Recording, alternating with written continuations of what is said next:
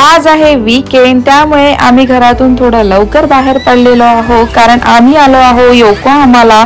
आणि योकोहामाला आम्हाला थोडा वेळ स्पेंड करायचा आहे, थोडी शॉपिंग करायची आहे आणि त्यानंतर आम्ही निघू टोक्योला.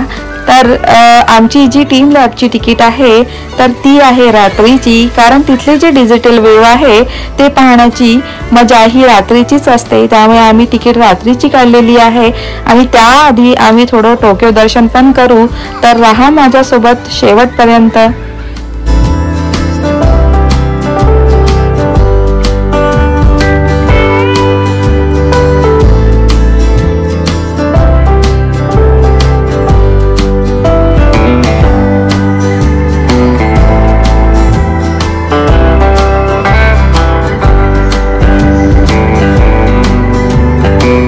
तर आम्ही पोहोचलो आहोत टोक्योला आणि रात्र व्हायला अजून वेळ आहे, तर त्याआधी आम्ही थोडा वेळ टोक्योला सुद्धा घालवणार आहोत आणि आम्हाला लागली आहे भूक. आणि त्याआधी आम्ही थोडं काही खाऊन घेणार आहोत आणि लगेच निघणार आहोत टीम लॅबला. तर व्हिडिओ शेवटपर्यंत बघत राहा, खूप इंटरेस्टिंग राहणार आहे. एक वेगळं काहीतरी तुम्हाला बघायला मिळणार आहे या व्हिडिओमध्ये.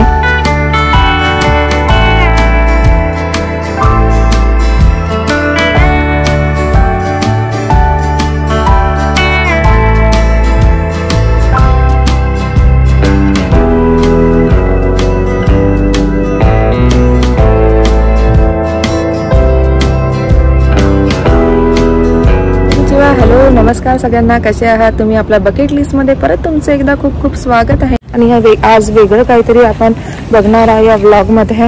आता कंटिन्यू बघत राहा शेवटपर्यंत. आज आपण जिथे जाणार आहोत तर त्या जागेचं नाव आहे टीम लॅब. तर आत गेल्यानंतर मला फारसं बोलता येणार नाही आणि बोलली तरी ऐकायला येणार नाही, त्यामुळे जस्ट आपण आत एंटर करून एन्जॉय करणार आहोत सगळे वेव्ज आणि इल्युमिनेशन. नक्की बघत राहा आणि एन्जॉय करा. फायनली आपण टीम लॅबला पोहोचलो आहोत आणि ही आहे एंट्री आणि आपण आता जात आहोत आत. तर बघत राहा.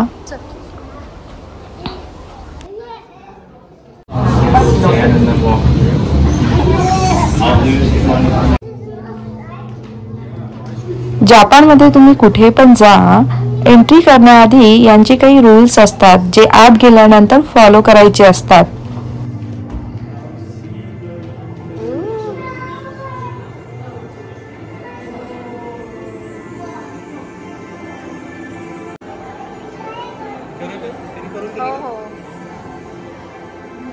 आणि फायनली आपण आलो आहोत आत. आणि आत येताच बघा सगळीकडे अशी वेगवेगळ्या कलरची फुले दिसत आहे आणि याच्या मागे पण यांचं एक हेतू आहे, इंटेन्शन आहे जे त्यांना लोकांना दाखवायचं आहे. जसं सनफ्लावर आहे आणि जपानमध्ये जितके पण फुलांची सीझन असतात तर ती सगळी फुले या डिजिटल वेव्स थ्रू त्यांनी इथे दाखवले आहे आणि खूप छान दिसत होतं. असं वाटतं की ॲक्च्युली आपण या फुलांच्या पार्कमध्ये आलेलो आहोत. आणि लहान मुलं तर ती अक्षरशः कॅच करायला लागली होती, पकडायला लागलेली होती.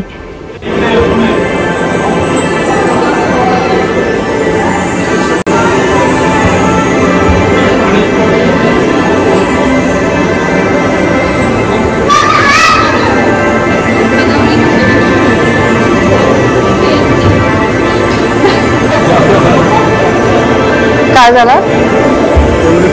हा शाळू येल्लोच्या ह्याच्यात फोटो काढले.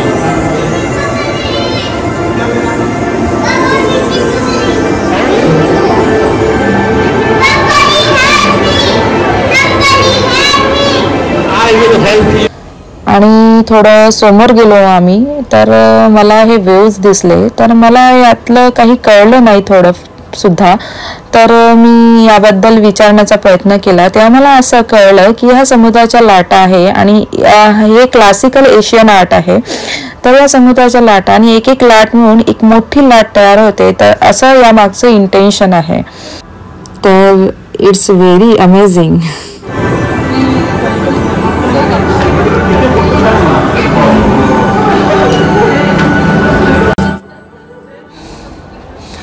आणि हे आहे बटरफ्लायज वेव, जिथे मुलांनी खूप खूप एन्जॉय केला. अशी रंगीबेरंगी बटरफ्लाय, असं वाटत होतं की खरोखर ते उडत आहे.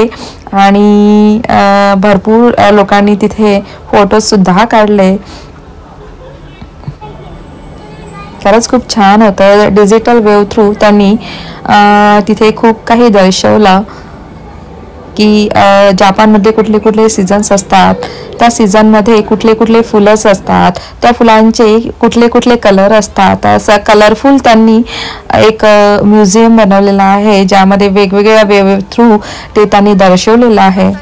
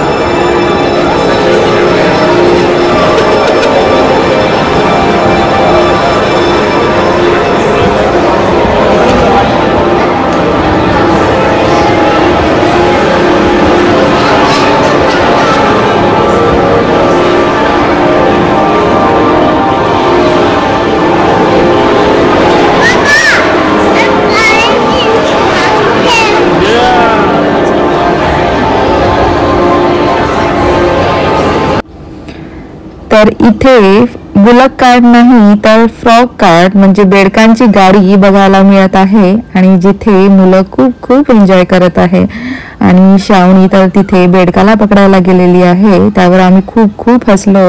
खरंच खूप इंटरेस्टिंग आहे, खूप छान आहे, पाहायला एकदम मजा येत आहे. आणि होप सो तुम्हाला पण पाहायला मजा येत असेल.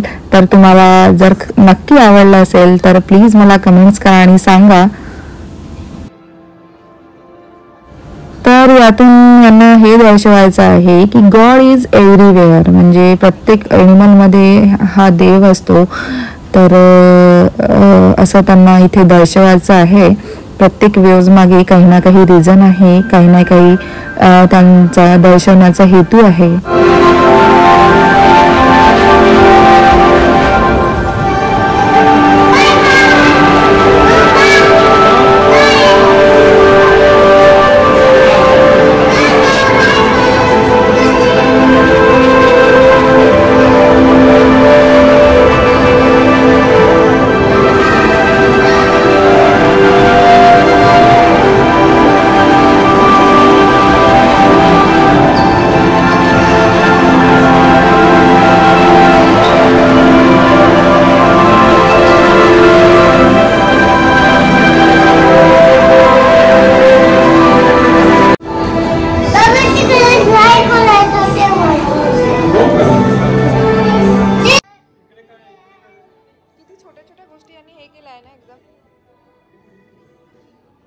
Very beautiful. हे खरंच खूप छान आहे. चला आत जाऊया. चला चला चला चला. Wow, amazing. चल बेटा.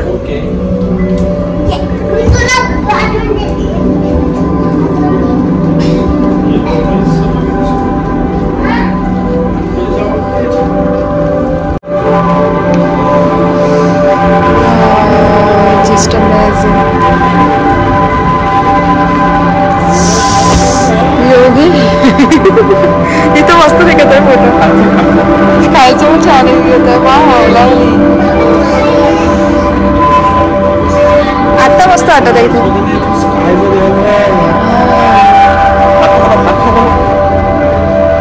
पण स्काय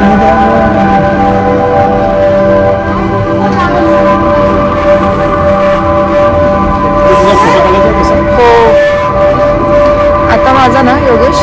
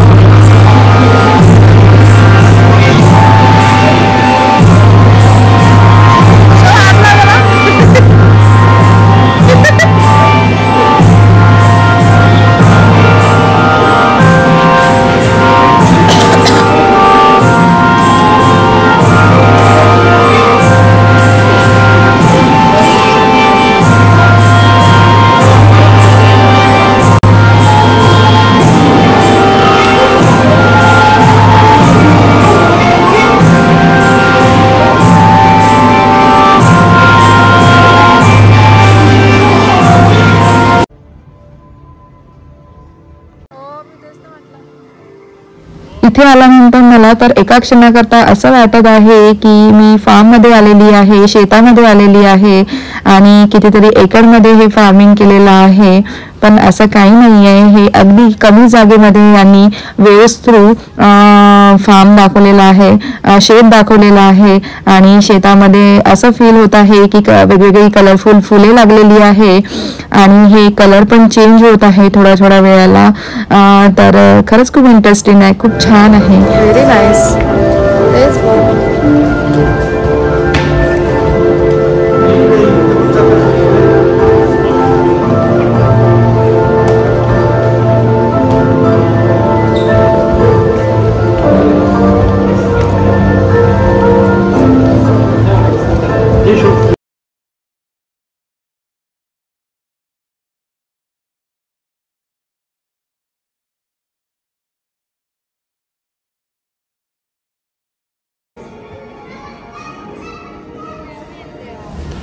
इथे तर समुद्रात असल्याचं फिलिंग येत आहे.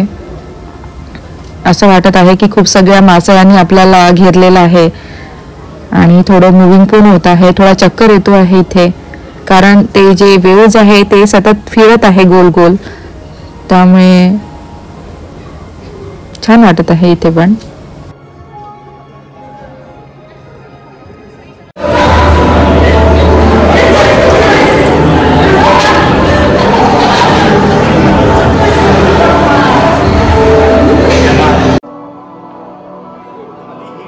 इथे येण्याआधी एंट्री गेटवर थोडं आम्हाला रूल्स फॉलो करावे लागले कारण त्यांनी आम्हाला सांगितलं की आत थोडे अनुकुचीदार आर्ट आहे तर तुम्ही थोडं जपून जात आणि मुलांना सुद्धा व्यवस्थित ठेवा कारण लागण्याची भीती आहे, त्यामुळे सावकाश जा. तर आम्हाला ते रूल्स फॉलो करावे लागले. आणि इथे बघा, इथे पण खूप सुंदर आहे. याचे कलर्स अगदी थोड्या थोड्या वेळाने बदलत आहे आणि खूप छान आहे. बेटा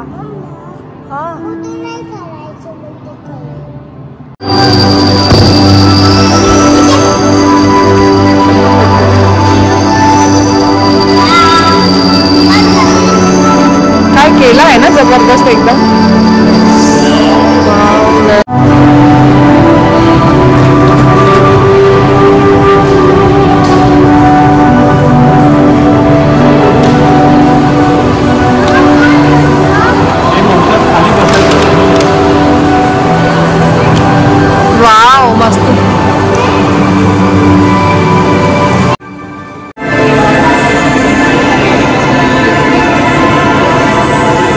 तर आता आम्ही निघालो आहोत घरी जायला. आता वाजले आहे 9.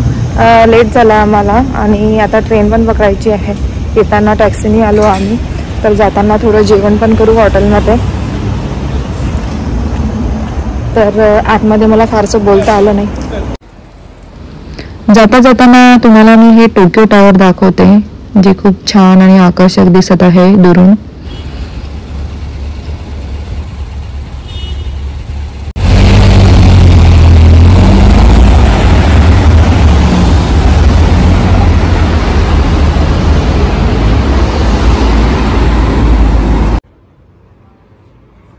सगळीकडे थोडं सांसून झालंय कारण रात्रीची वेळ झाली आहे.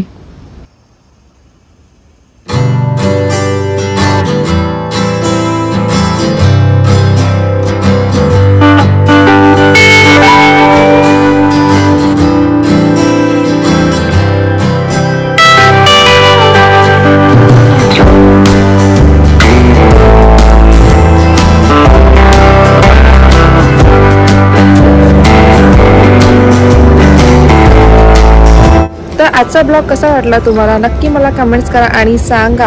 असाच एक छान व्हिडिओ घेऊन भेटूया पुढच्या ब्लॉगमध्ये. तोपर्यंत टाटा बाय बाय, सायनारा.